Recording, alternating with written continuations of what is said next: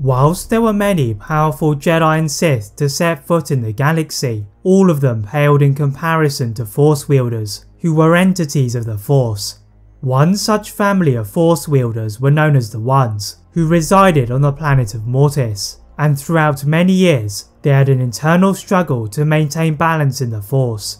When the father realised that his death was approaching, he called upon the services of those outside of the planet, namely the Jedi of Anakin Skywalker, who he knew to be the Chosen One. But with his intervention, all three Force wielders failed to bring balance, and the planet was resigned to history. The Jedi padawan Ezra Bridger would later discover a mural depicting the gods at the Jedi Temple on Lothal, unlocking the path to the world between worlds. But when the portal was sealed, the only known trace of the Force wielders was the convor Morai. But what if the Mortis Gods had escaped their planet? Could they be stopped by the Jedi or Sith? As you're about to discover, the release of these Force entities is about to cause havoc in the galaxy.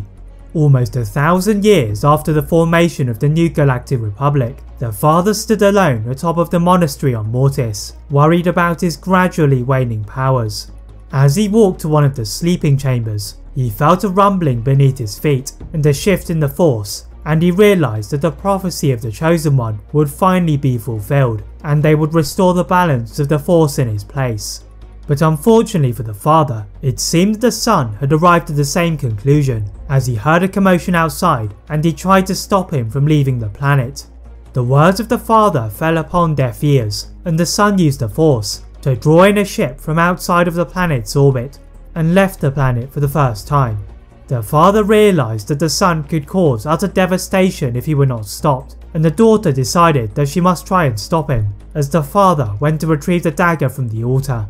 Once they had all made their way into the galaxy, their existence is felt by everyone, most of all the Jedi Council, and like the father, Yoda senses the presence of the Chosen One. Above the planet of Tatooine, the son had beaten the daughter in a race to find Anakin Skywalker, and changing into the form of Shmi Skywalker, he incapacitated the real mother before luring Anakin into the sands. As he is about to take a passing speeder, he is attacked from behind by the daughter, who unleashed a whirlwind of sand. The son retaliated with a lightning attack, and as the children deflected each other with the Force, the settlement of Mos Espa started to fall apart.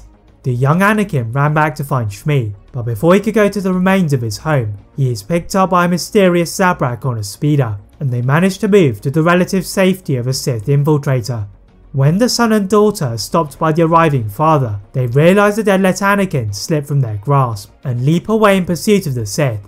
Just after they departed, the broken starship of Queen Amidala arrived on the planet, and when they made their landing, Qui-Gon and Obi-Wan can sense great destruction and pain across the terrain. The two Jedi order for the others to remain behind, whilst they investigated what had just happened, and as they approached what had previously been Mos Espa, they find a ghost town crawling with wounded and dead civilians. One of those that drew the attention of the Jedi was Shmi Skywalker, and the Jedi could sense that a powerful Force sensitive had recently departed the scene. Leaving the Queen's crew to scavenge for parts, the two Jedi ran to the demolished spaceport and found a tattered freighter to pursue what they now knew to be a Zabrak.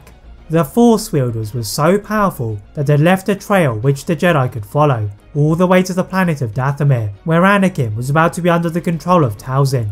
But even before they could descend upon the Well of Darkness, Qui-Gon stopped the freighter, and they watch in amazement as the planet's magical energy turns the red surface into a green haze, before breaking into small segments.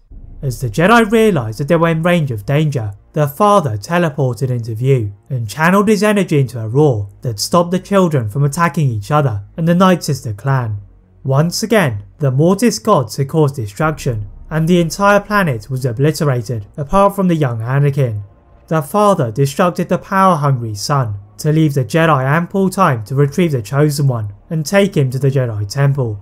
The Jedi Council was still shaken from the emergence of the gods, and having been convinced by Yoda that the key to the prophecy was Anakin, they promoted Obi-Wan to the rank of a Jedi Knight, which allowed Qui-Gon to train Anakin. Across the city, the newly appointed Supreme Chancellor Palpatine was seething at the loss of Maul, and having heard the account of the Jedi, his priority was to get these Force entities on his side. That is it for part 1 of What If the Mortis Gods Escaped. If you'd like to see a part 2 soon, please like this video, turn on that notification bell, click that subscribe button on this channel, as well as on my other channel What If Films.